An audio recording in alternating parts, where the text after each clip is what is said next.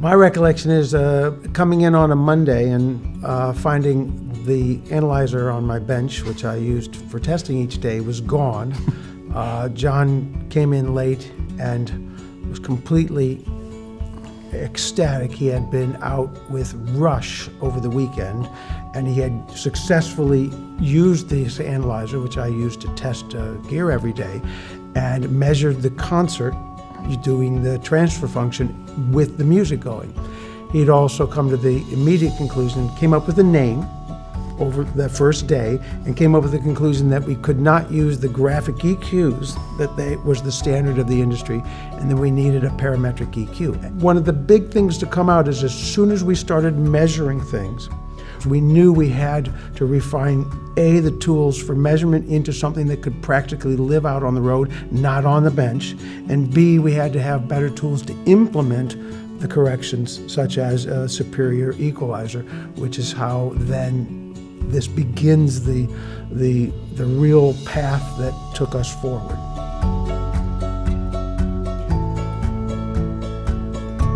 These things happen over long periods of time. We started in the 70s in Switzerland when fast Fourier transformers were just getting started. You could buy them. I mean, they cost as much as an apartment building, the machines. Everything had to be done yourself.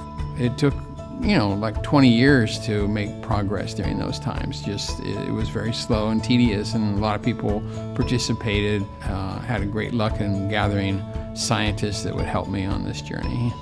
It was a linear frequency axis, which means that you literally had to look at the sound stretched out in a way visually that was not like the way we hear. And you had to break and look at the sound in 7 different segments. I called it the periscope.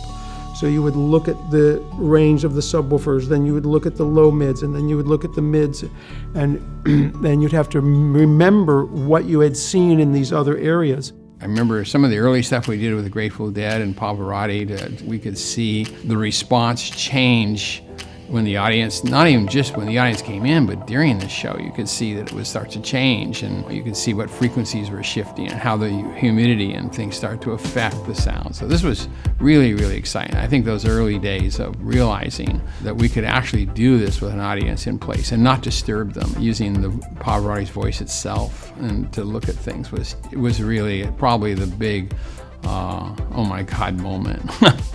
People would look over my shoulder at what I was doing, looking into this 4-inch periscope. Literally the screen was like this big. It could see one green trace and another green trace, one live and one stored. That was all you had. And I would be sitting there saying, oh, okay, I see, we need to add 2 milliseconds of delay.